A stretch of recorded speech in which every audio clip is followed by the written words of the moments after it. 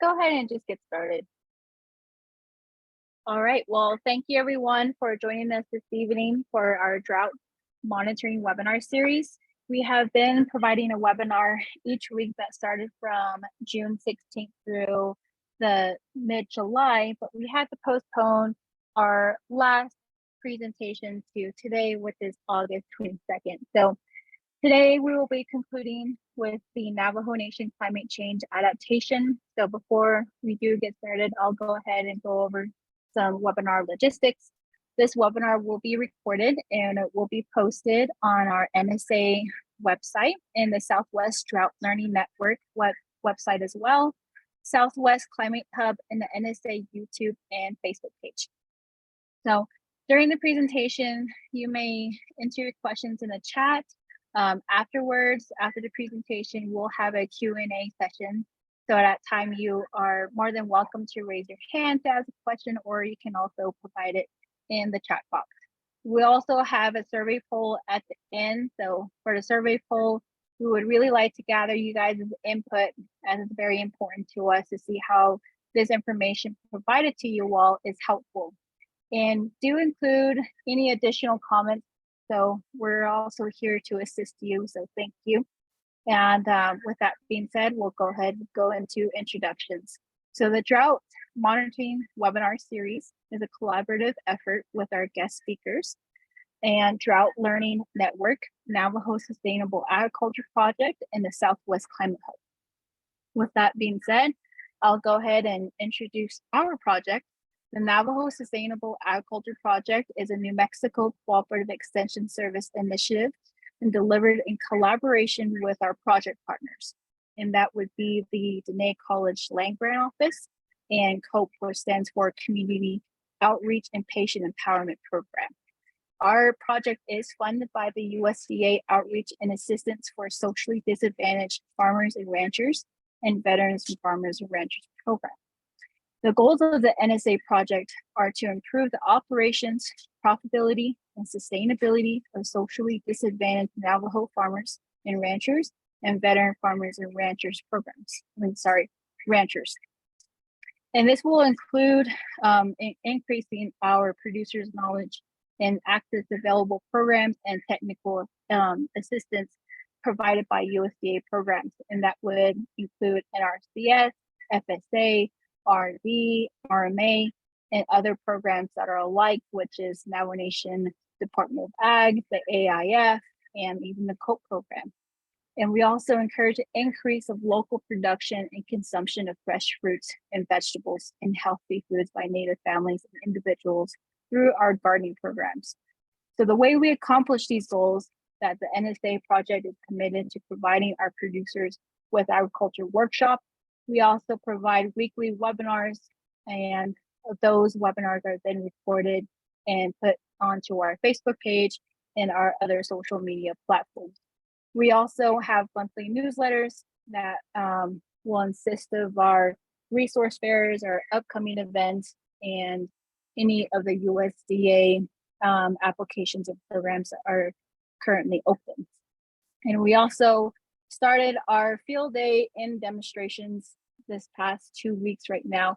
So we started off with our conservation workshop, which was held in Shiprock at the May College campus. And we also did previously provide a livestock first aid training for some of our producers that may have resided around or in Shiprock area. So we also going to be providing another one here in soon, which is going to be located in Crumpton. And we also provide technical assistance with production management by completing BIA and other natural resource conservation plans and farm and ranch plans. So with that being said, the NSA project team consists of our project director, which is Dr. Michael Patrick, and our field coordinator, Ms. Jessie Jim, and myself, Kelly Lantana, the field specialist. So if you have any questions or have any sort of additional comments that you want us to, or you want us to make us aware about, do head over to our website. It has all our contact information And if you want to know more events about what's going to be coming about, do head over to our Facebook page, or you can go directly to our website, which is nsaproject.nmsu.edu. So with that being said, I'm going to go ahead and give the floor to our partner, Helena, to give you guys an introduction to her programs. Hello, everyone. I'm Helena Deswood. I'm the tribal coordinator with Southwest Climate Hub. The Climate Hubs link USDA research and program agencies in their regional delivery of tools and information to ag producers and professionals. We are located at the Jornada Experimental Range in Las Cruces, New Mexico. The Drought Learning Network is a peer-to-peer knowledge exchange between climate service providers and resource managers. The main goal of the Drought Learning Network is to gather and share lessons learned from drought events to improve responses to future drought. We have 5 working groups. If you are interested in joining, just please contact me and let me know. And we have the Indigenous collaborations, monitoring and impacts reporting, drought in ag, sharing management practices, and projections to people. Back over to you, Kelly. Okay, well, thank you so much, Alina. By this time, if Keith, if you wouldn't mind, go ahead and share your screen. I'll go ahead and stop sharing my screen. While you do that, I'll introduce you.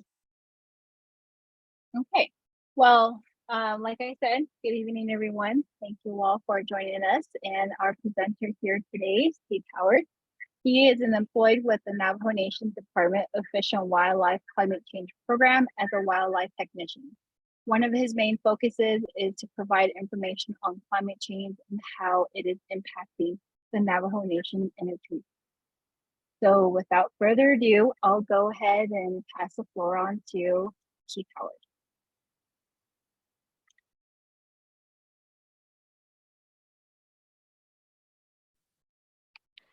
Yate, good evening. Can you guys hear me? Yes, we can hear you. Can you guys see my screen? Yes. Okay, great. Well, thank you for having me this evening. It's an honor to always bring forth information about climate change and climate adaptation. My name is Keith Howard. Kutshitni, Shlon Poadlini Bashishchin. I'm originally from Twin Lakes, New Mexico. I currently reside in St. Michael's and Oak Springs, Arizona. There is where I got married, and I've been there for the past 12 years. So 505 at heart, 928 just for a while. Can you guys hear me clearly, hopefully? Okay, great. So, back in February of 2020, I was hired with 4 other technicians, but the 3 technicians have moved on in their life. They wanted to go back to school and further their education. So I'm the only technician right now in the climate change program. So really busy, but doing a lot of presentations, trying to keep the program running and going.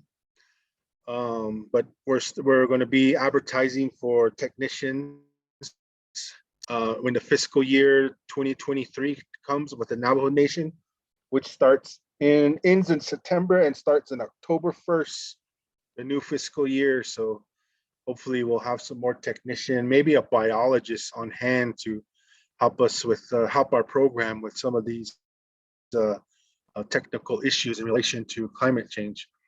So with that, our program is a young program. We're funded under the BIA Tribal Resiliency Grant for tribal adaptation and capacity building. So, back in, I guess, the mid 2000, not mid, I'm sorry, back in about 2015, 16, 17, in that time zone, a lot of questions in our department, the Navajo Nation Department of Fish and Wildlife, started to, um, started to raise awareness about, the drought that was occurring. So in regards to the wildlife that we serve and advocate for the Navajo Nation, our biologists and our botanists and our zoologists and our technician and other professional people that we have in the program, along with our director, Gloria Tom, started to raise the question, how are we going to address the drought issue that's occurring on the reservation, how it's affecting our wildlife, and how we as a department can establish some kind of program to address some of these issues, because they felt that drought and climate change was becoming a very important issue, not just on a global scale, but it was right there at the footstep or doorstep of the Navajo Nation. So with that, the idea of starting a program and came about, and through the process, the climate adaptation plan for the Navajo Nation was developed. So our main goals and main focus for the first 2 years, since 2020 to 2021, 2022, now to this point in time, our main focus was to go out into the local communities across the Navajo Nation and bring awareness about climate change. Climate change is, some of our community members do know and understand climate change, but a majority of them, they're unfamiliar with climate change, and their aspects of climate change is just, the weather that they see and feel on a daily basis. So with that, we tried to come up with the easiest way we could to come up with some key terms like adaptation, taking action to prepare for and adjust to both the current and future effects of climate change. Then weather, basically what you feel on a daily basis. Like for instance, the past couple of weeks, we've been getting a lot of rain. So, before that was really hot and dry. Now it's really humid and, a lot of precipitation occurring across the reservation. And then climate is just the average weather pattern over a long period of time. Usually we like to think of 30 or more years of what the average, weather pattern is. And that will determine the type of climate. So for instance, just to kind of make sense of it, we're in the Southwest, we're in the desert, we're in the arid, semi-arid region. So a lot of our climate is going to be dry and arid. Then climate change is just the long-term changes over that average weather pattern. And then global warming, is the cause of climate change. Global warming is the increased temperature of the earth. So we tried to explain this to the community members and show the difference between weather and climate, and then global warming, and kind of touch on adaptation.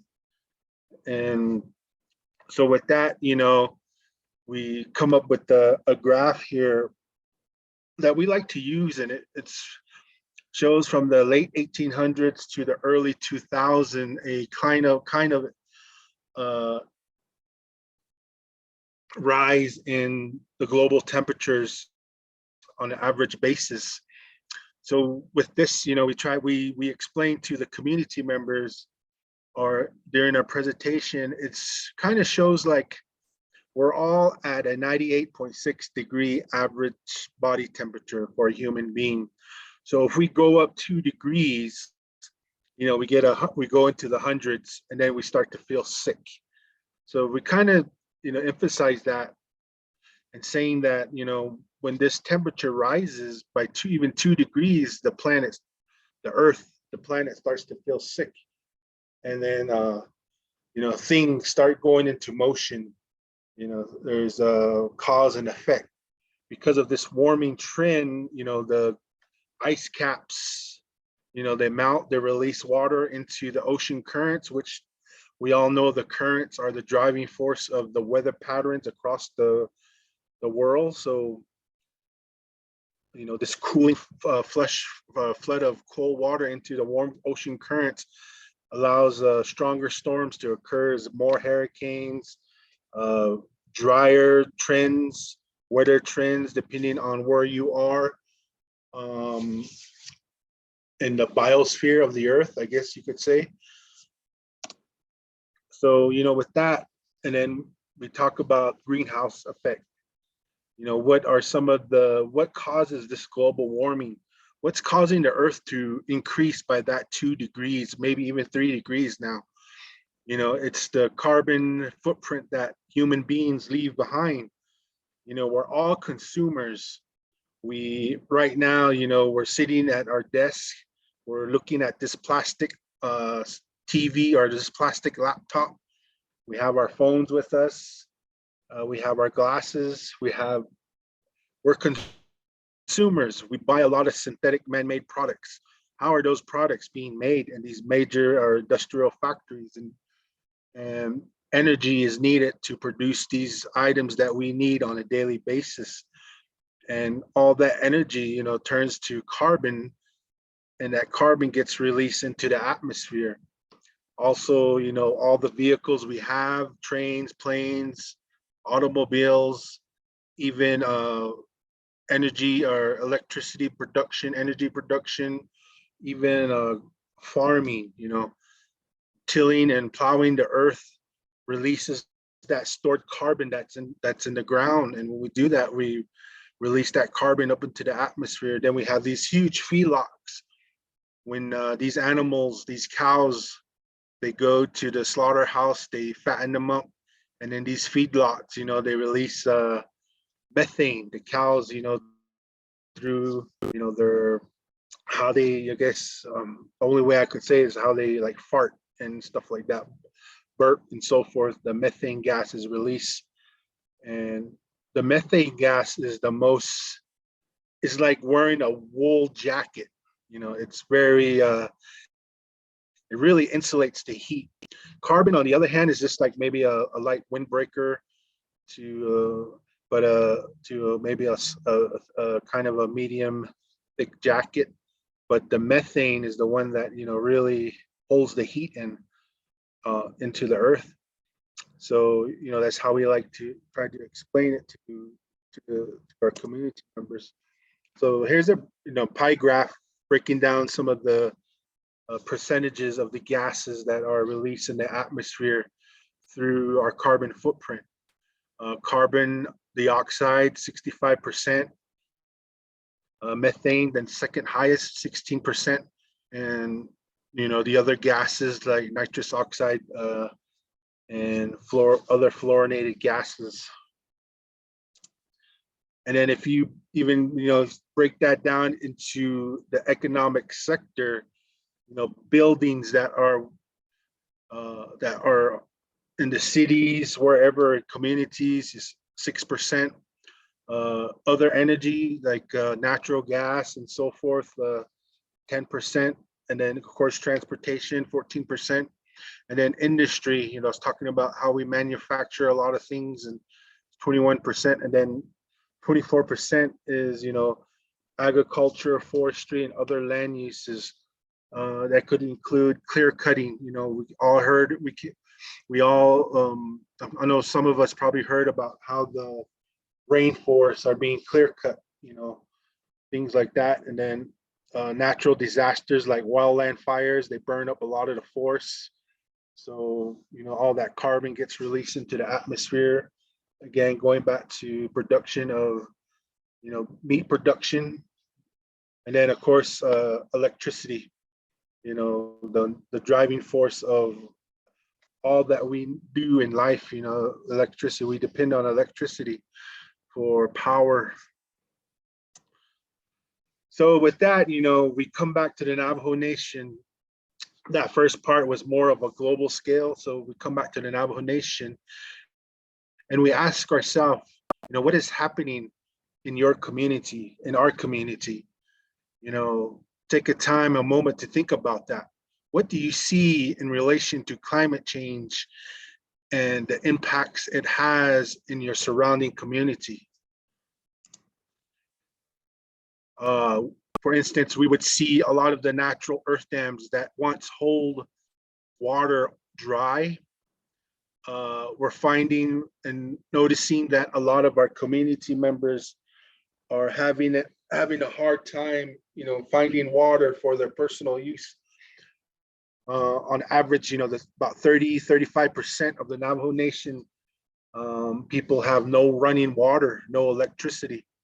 So a big portion of their people, they still haul water, and they still use kerosene and kerosene lamps and stuff like that. So, because of that, the drought and the windmills, the springs are not recharging, and it's more difficult to, we got to go further for water. And then again, a lot of the windmills, the natural springs are dry. A lot of our traditional medicine people, our herbalists, are finding it hard to seek their medicines that they need to perform ceremonies, to make medicines and, things like that, to make dyes. And a lot of our older folks are having a hard time finding these medicinal medicines and these herbs and dyes that they need to, sustain their way of living. And then we also see sand dune migration, the development of sand dunes. You can see that if you take a drive basically anywhere on the reservation now, because of the low range cover. You take a drive from Gallup to Shiprock along 491, you see those sand dunes being developed, especially in the Nashchitty, Newcomb area. And then in Tuba City, of course, you can see those big sand dunes developing. Some of the house, they're encroaching on some of the homes there, and some of the homes have been buried by the sand dunes. And then also in Lupton and Dalcon, you can see, not Lupton, Loop and Dalcon, this formation of sand dunes there, just alongside of the roads. And then a lot of people no longer have the willpower to farm no more, to grow their corn and their crops. A lot of these big cornfields and are now small backyard gardens that a lot of us have because, there's no moisture, there's no precipitation. And a lot of the natural springs across the reservation are drying up that once flowed with water. Now they barely trickle with water. We're seeing a great increase in feral animals, not necessarily feral horses, but feral cows and feral donkeys too.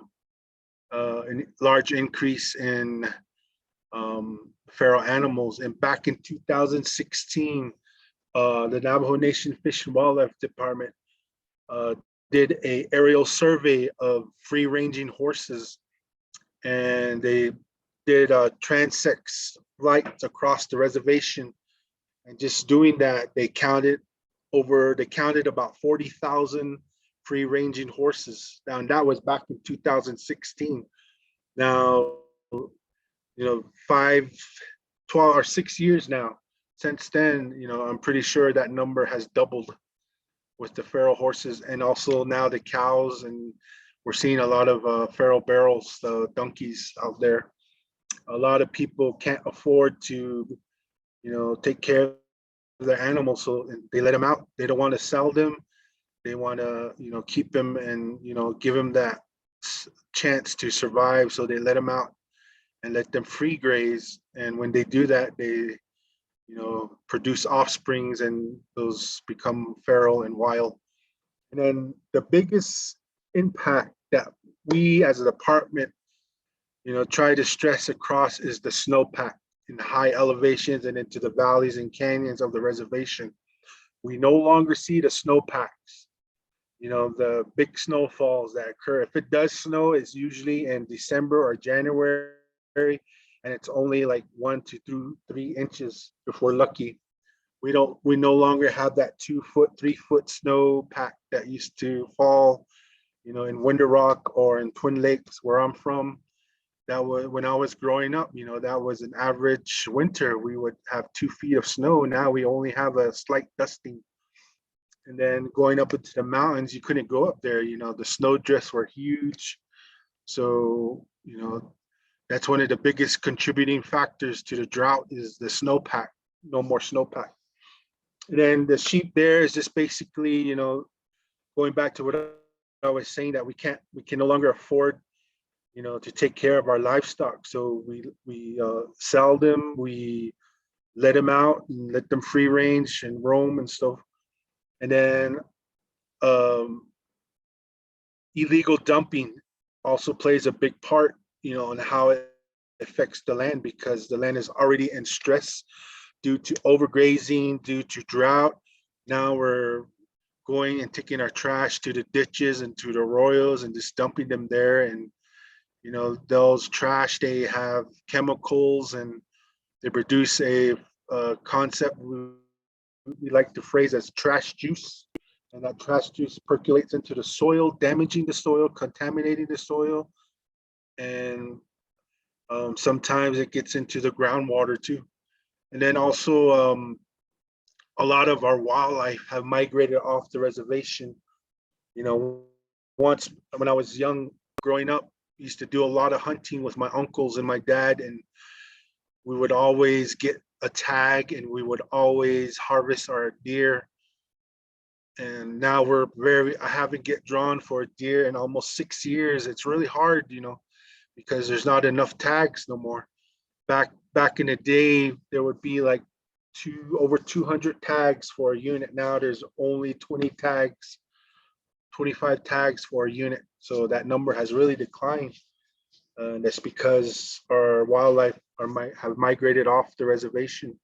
They don't want to compete with the feral animals that are out there, the cows, the donkeys, and the horses. So with that, the idea of developing a climate adaptation plan for the Navajo Nation. We understand that climate change is here. Now, how do we adapt to climate change? How do we live with climate change? So in 2018, 2 workshops were held with the Navajo Division of Natural Resources, one in the western portion of the reservation and another in the eastern portion of the reservation. And during these workshops, they talked about some of the impacts of drought and some of the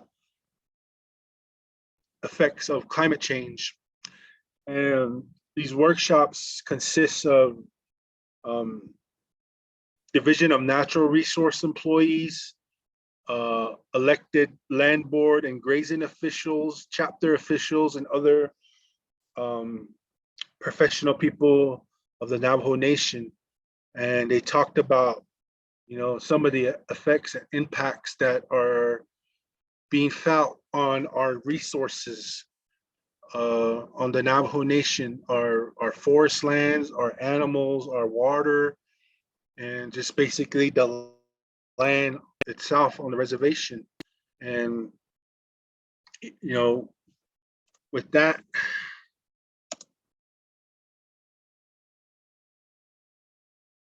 so here's a snapshot of them talking about what they see, what people are talking about, and some of the impacts that they realize and that they notice in terms of drought, in terms of climate change.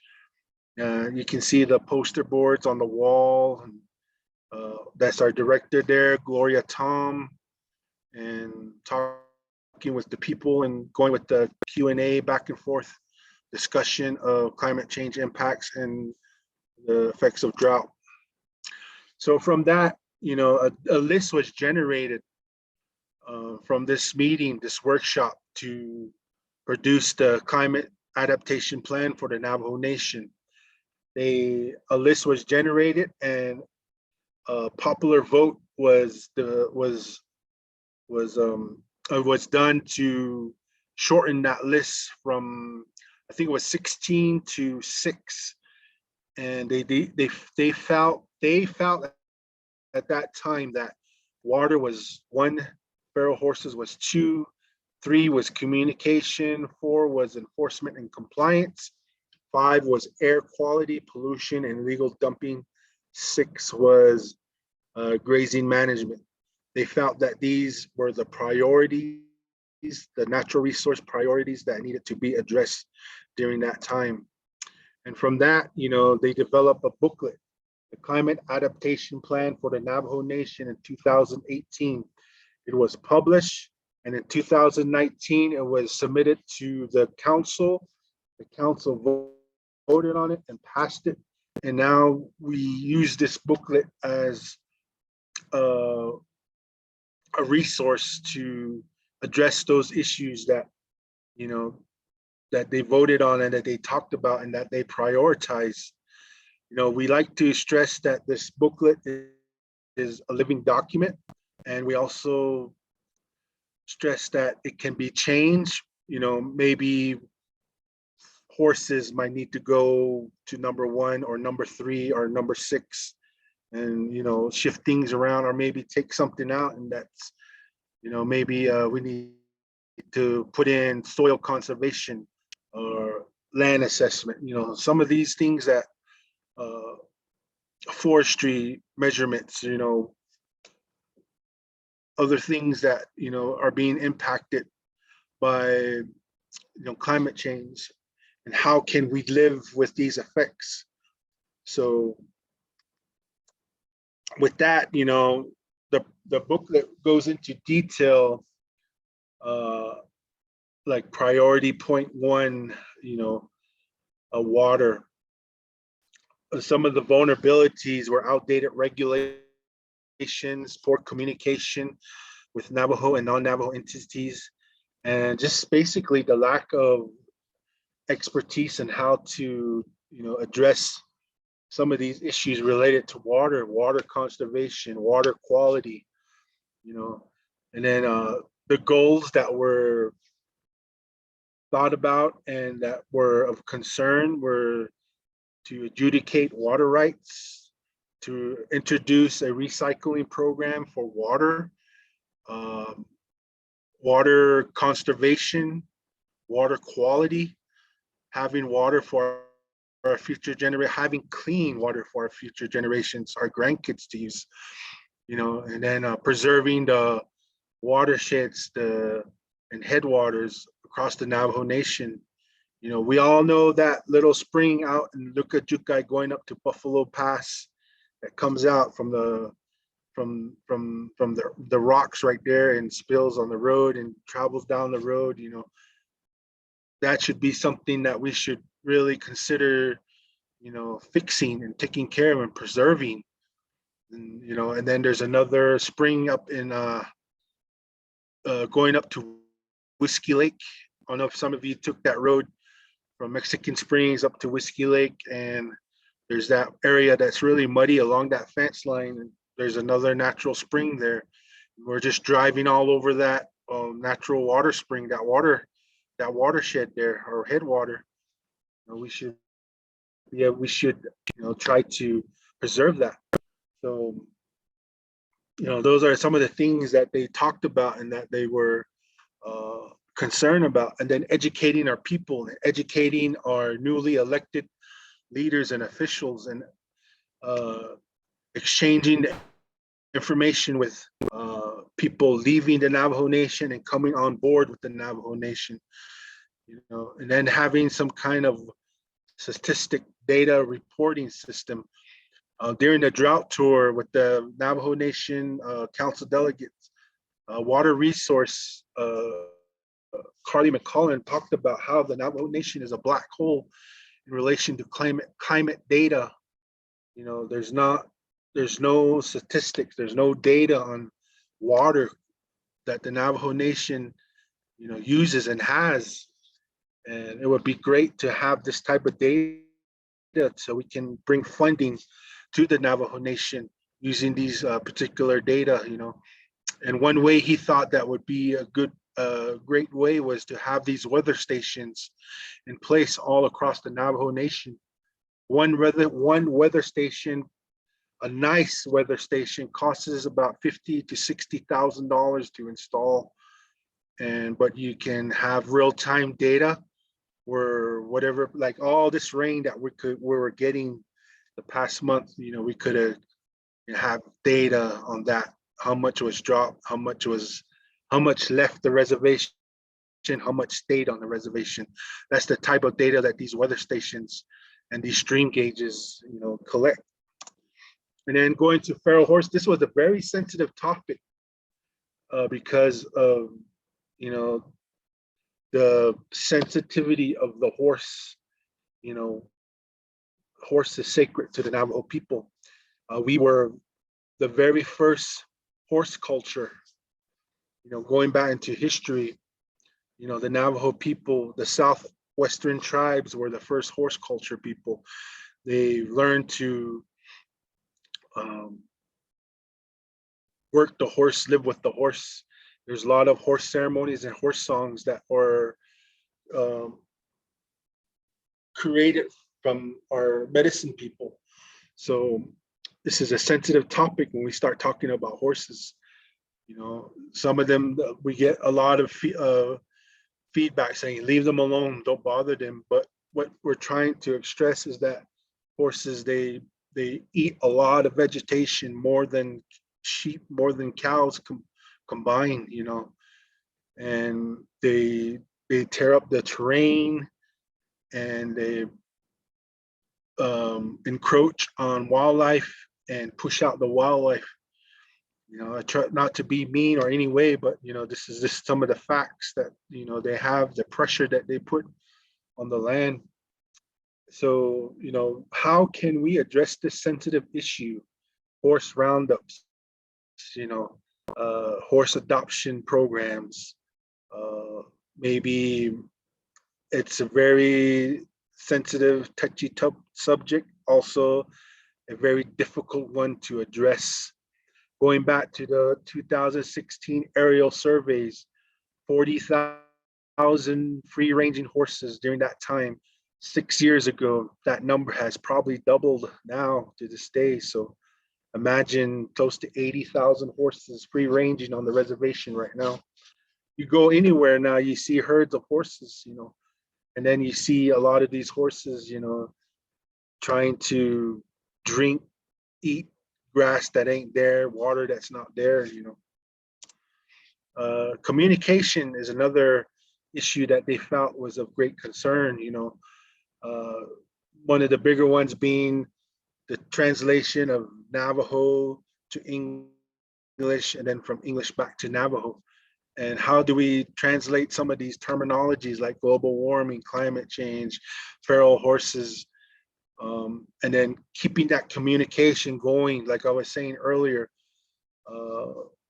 the newly elected officials that are coming into office, training them on some of these impacts, these adaptation plans that we have, and also people that are leaving the Navajo Nation, maybe they're moving on in their career or maybe they're retiring, continuing that communication, to address some of the impacts that are going to be affecting the Navajo Nation for the years to come. And then basically, having the communication between departments, for instance, Division of Natural Resources, Fish and Wildlife, Agriculture Department, Water Resources, those different departments under the Division of Natural Resources, having a shared data collection, having a shared mapping system, bringing the departments together that way, and then also the other departments, other divisions of the Navajo Nation, and then enforcement and compliance. Once these policies are in place to address climate change and how to live with climate change. How are we going to provide enforcement? How are we going to get the people to comply with some of these regulations? No burning, no illegal dumping, tally counts, things like that. Some of these sensitive issues like that. And some of the concerns were resource. Where's the funding going to come from? Where's the manpower going to come from? Education. What type of education will people need? Employees, staffing, to become these enforcement people and compliance officers and so forth. And also number 5, pollution, air quality, and illegal dumping. A lot of us, I know some people, my family members that burned their trash in a 55-barrel drum outside their house, and that air, that trash that's burned, those chemicals get released into the atmosphere. If you can smell the trash, it's affecting you, it's affecting your health negatively. Illegal dumping, people are taking their trash, just dumping them into the arroyos, into the ditches, or in the middle of nowhere where nobody goes, and dumping their trash out there. How can we address some of these issues? Providing a landfill on the reservation, even that is a touchy subject, because nobody wants to give up the land to develop maybe a state-of-the-art landfill or transfer station or something. There's always that, my land, this is my land, what are you going to give me in order for you to have that here? And then pollution, a lot of, like for instance, the only way I can bring pollution across is vehicles. Some of us have these 1960s, 1950s, 1970s, 80 vehicles, be driving down the road and puffing out smoke through the tailpipe like crazy.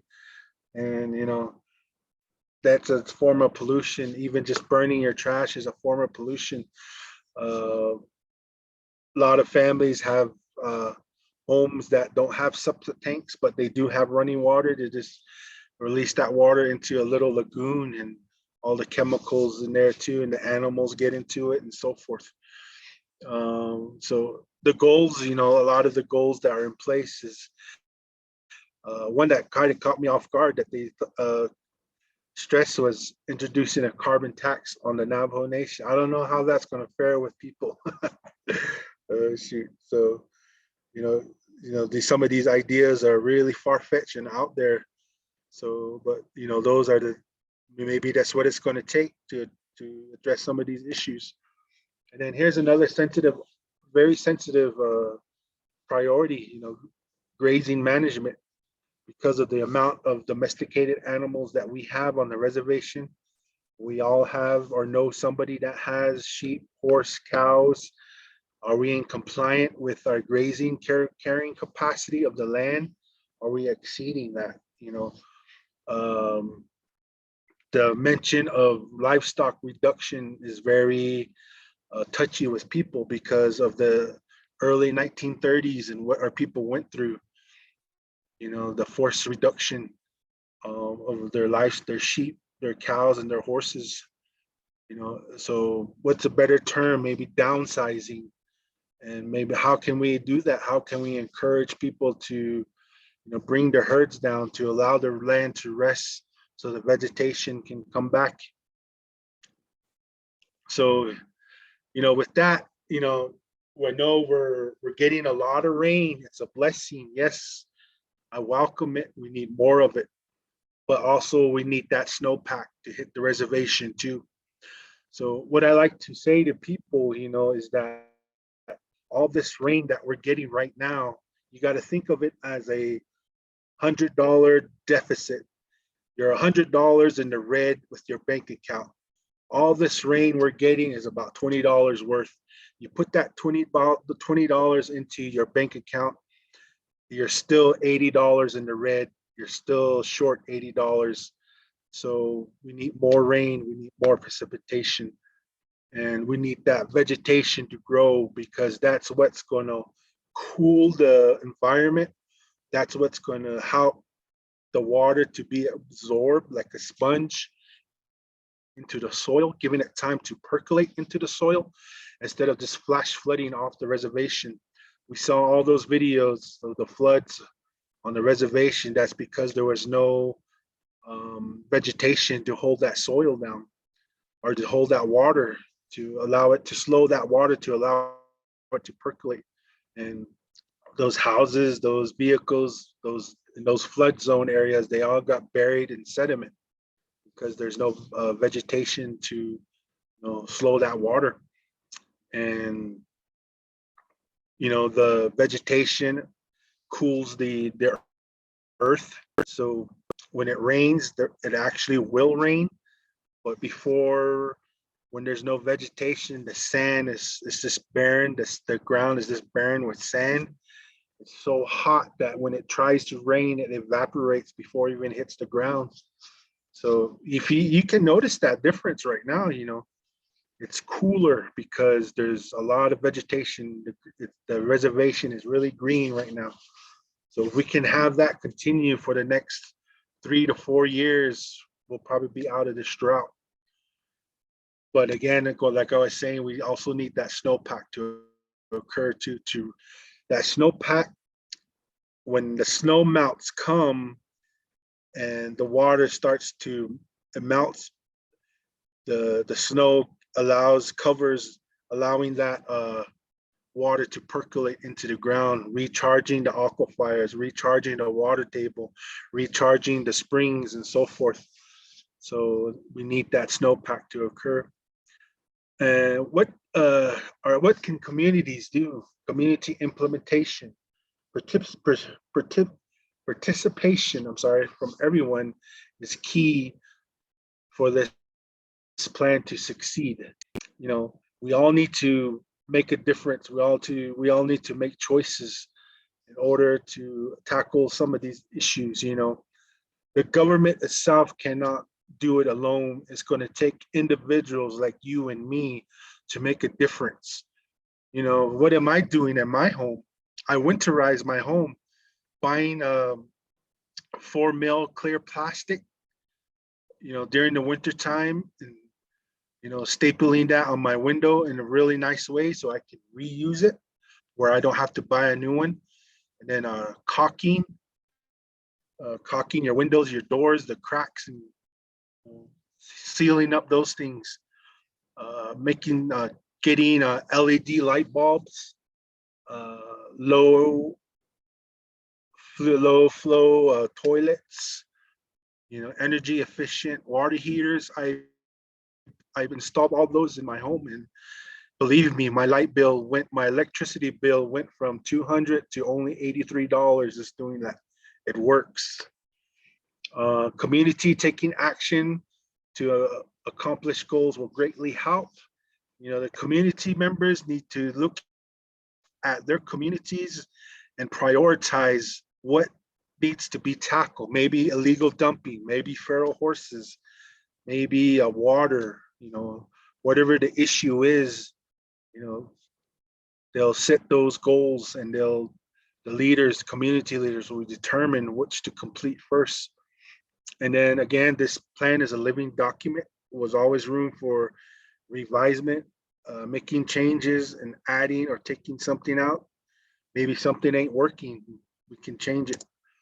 What can you do in your community? Earlier, I asked you, what do you see in your community in relation to climate change, in relation to drought? Now, what can you do to help? Recycling. How many of you recycle cans, water bottles, cardboard, carpooling? I know that one was kind of a tough one because we're in the COVID pandemic. Water conservation, fixing your leaky faucets, conserve electricity, energy efficient appliances, planting the trees. That's one of the good ways to help our environment is planting trees and vegetation. Supporting your local farmers, that's a tough one. I always try to buy from our local farmers. I bought some melons from this old Navajo man on the side of the road, and man, those were the sweetest melons I ever tasted. And I hope he comes back next weekend so I can get some more from him, supporting our local farmers that way. And then adapting to climate change, learning to live with climate change, then educating yourself and your family about, the impacts of drought, the effects of climate change, global warming, and how it's affecting your community, your state, your region, your country, and how it's affecting on a global scale. So with that, thank you very much for having me here speak. I hope I didn't take too much time, or I hope I didn't make you sleepy. It's been a really long day for me. It's been a long couple of months, been really busy.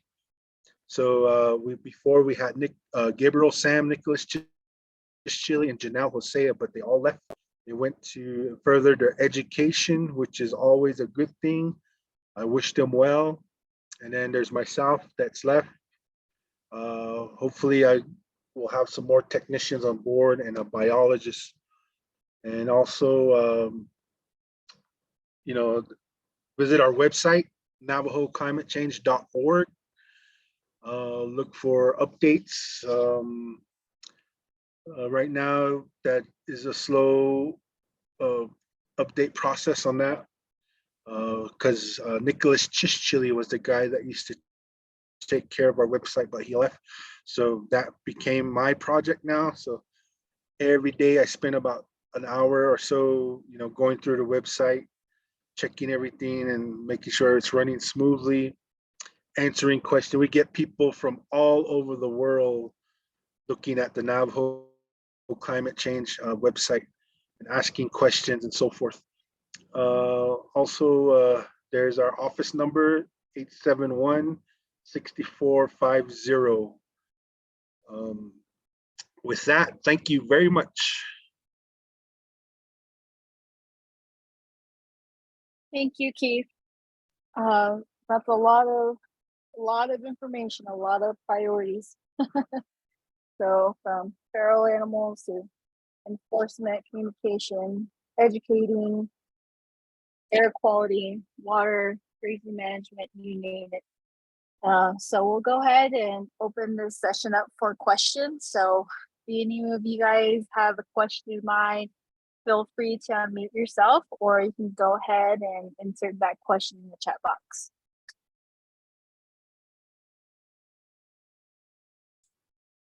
I have a question. Sure, So, go ahead. has the Fish and Wildlife Department considered doing a wildlife reserve, since the wildlife are migrating off, or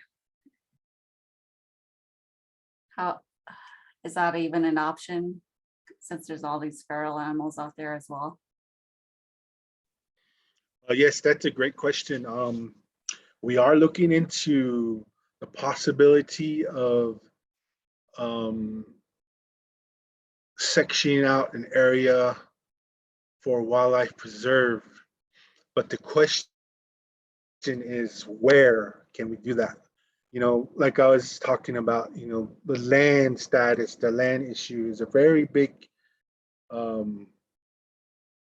can I say it, touchy subject with our Navajo people, and people feel they have ties to the land. And so with that, we're trying to, bring it across the Resource and Development Committee of the council, and, talking about how can we get some areas for biological preserves. If you go to the Fish and Wildlife website, there's a map on there, and there's sensitive areas. It's ranked in 1, 2, 3, 4, 5. I think it was 5 is, 5 is biological reserves. There's just a small portion of it. And then the 1s and 2s are sensitive areas, because they use that for home site lease develop, or when people come in to the Navajo Nation Fish and Wildlife for biological clearance form for their home sites. If they want to build a home in an area that's sensitive with the Navajo endangered species list, they cannot build in those areas, and that's usually in areas of 1 and 2. And those areas are usually in the remote desert regions of the reservation or in the mountainous terrains of the reservation. Fours anybody can develop a home in the 4 section. So that's basically your communities like Twin Lakes, Tohatchi, Window Rock, areas that already have homes and structures there.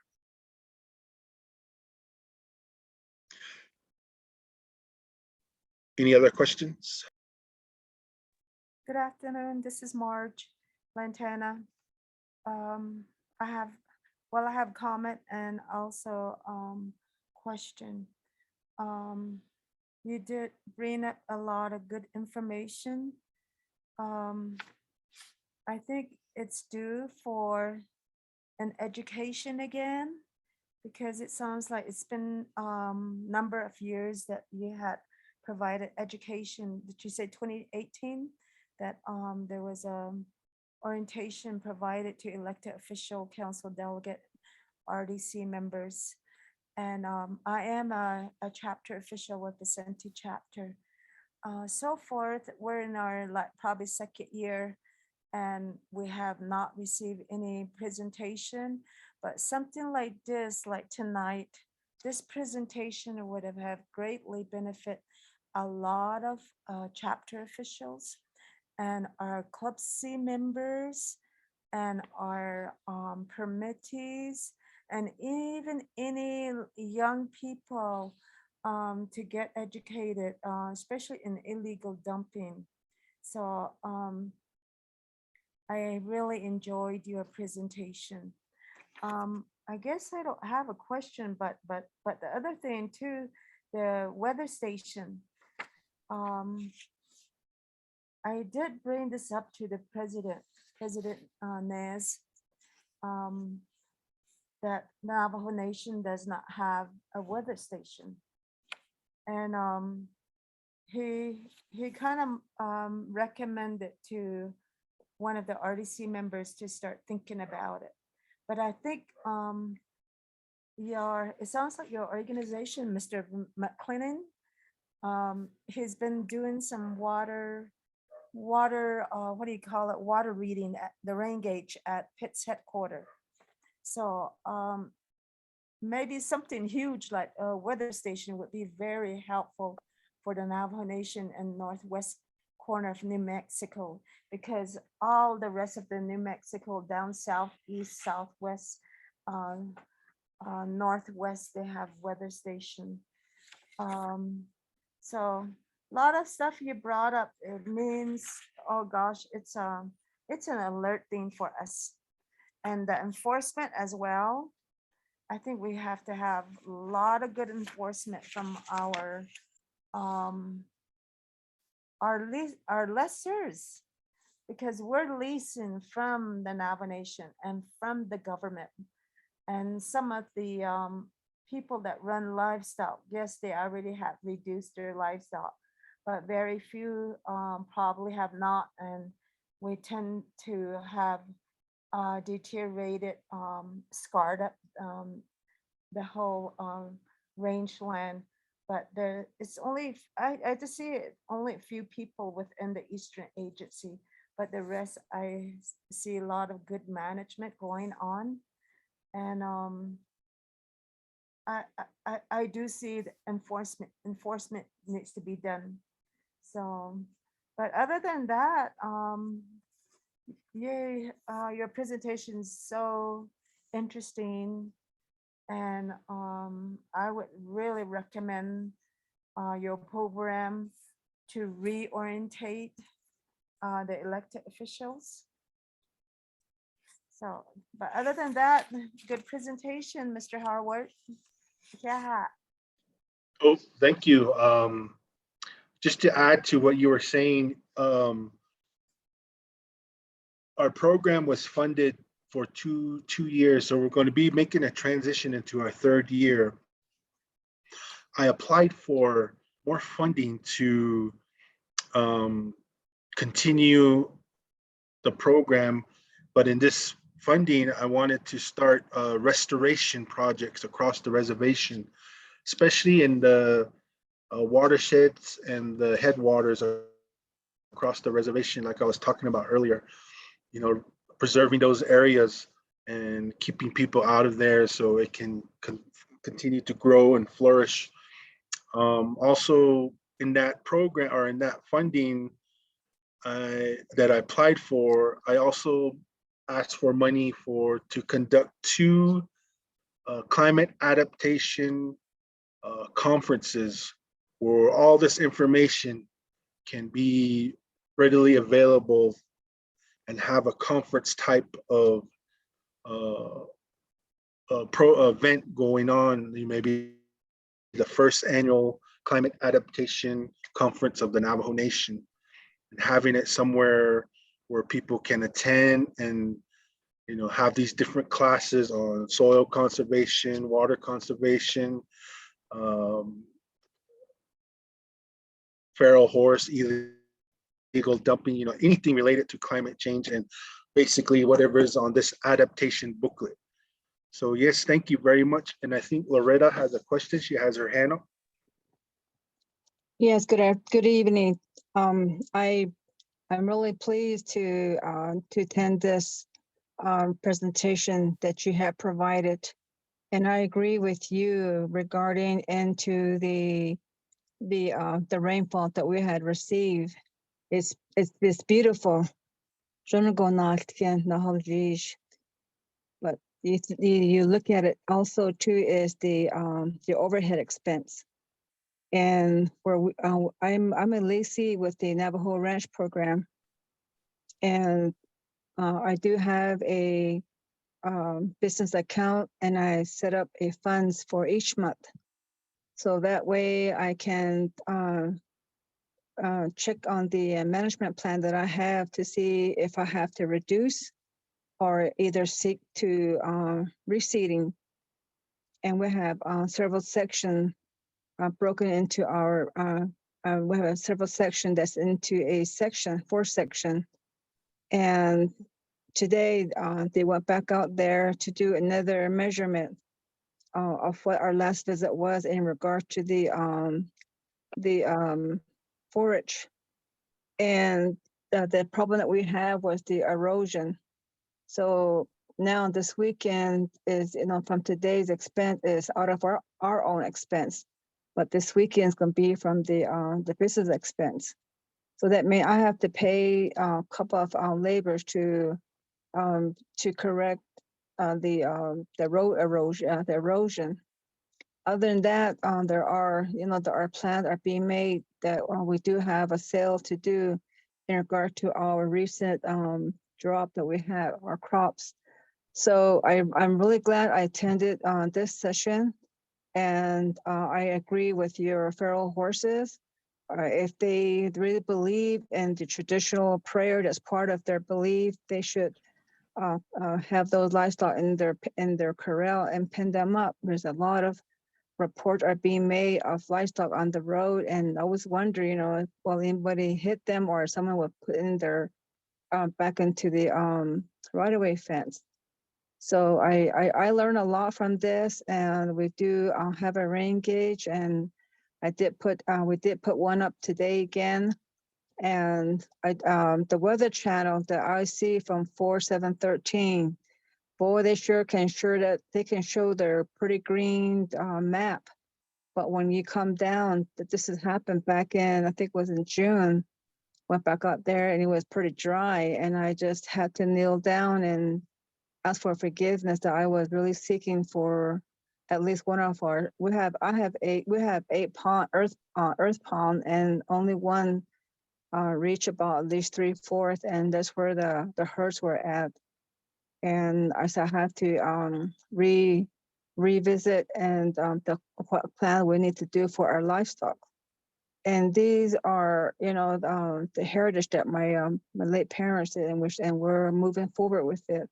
So there are times that I sit and think, and it gives me back a lot of energy to start a new project. And I know that this program has indicated we can help you do a study on the plant we have, and I haven't gotten in touch back with them. And this is really interesting in regards to everything relating to land. And we all make make our offering and prayer, and that's what we do pretty often. And my grandkids are learning to process that in their upgrowing streamline, and they're indicating that this number, that number is mine. So the next one, the next drop, can you put them with my initial? And they put in a lot of effort in it, and they're trying to take over my vehicle that they can drive, but they don't understand the operation of the vehicle and the maintenance and care. So they're just cute. But I really appreciate your presentation. And yes, I'd like to, I asked for a reseeding program if there was such, that I can sprinkle one of the sections that now is just being closed up and see what happened. It would have been nice to receive some of those, the planting seeds in that particular closed section. And with this rainfall we got, whether a growth at least 1 inch would have been better. I know it probably take about 2 years, 3 years to get the plant back up, but we are grateful. I'm not satisfied with all of the 8 ponds, but at least 2 that are still holding up today. And the windmill is our main source of water for our livestock, and we do have to do a cattle sale earlier. So, but other than that, it's very interesting on your presentation. I really appreciate it. And I'd like to get a copy of what you have provided so I can put that back onto my USB, and which I review them later on and see where I can fit to upgrade or either degrade or either modify, and see what other way I can implement. And I subscribe to the New Mexico Stockman and the Cattleman program. I get a lot of information from them as well. And I'm not a chapter official. They're trying to promote me pretty much for the Club C, and I said I better stay out of it. And this gets, I wouldn't mind, but it would be nice to do a presentation to the ranchers themselves too as well. Thank you very much. Yeah, thank you, Loretta. Thank you for sharing your story with us, and I'm very appreciative that you're being a responsible ranch manager. My grandfather was always that way. When we knew that there was going to be a hard year, we would sell 30% of our herd and bring the number down, just to advocate, not just to compensate for the cover, the vegetation, having that respect for the land and stuff like that. We were so fortunate that we had artesian spring on our lease, so we really didn't have to worry about water, because that water flowed year round. So, and it's still flowing to this day. My uncle took over that lease, and it's out in Berry Hill, and he's taking care of that now. So he does the same thing. He's a really good manager too. He takes into consideration the drought, the vegetation cover, and things like that. And so it's good to meet people that practice that and do that. For any presentation to Club C, to chapters, to just email me. I put my email into the chat box, and send me an email requesting a presentation. And yes, if you would like a copy of the presentation and even a copy of the adaptation plan, I can email that to you in a PDF file to your email. And you can look it over and read it word for word, and then look at the presentations and get an idea of how those two go hand in hand. So, you know, also you can always call my office. I'll put that number in the chat box too. Thank you. Thank you, Keith, and thank you everyone for attending this evening.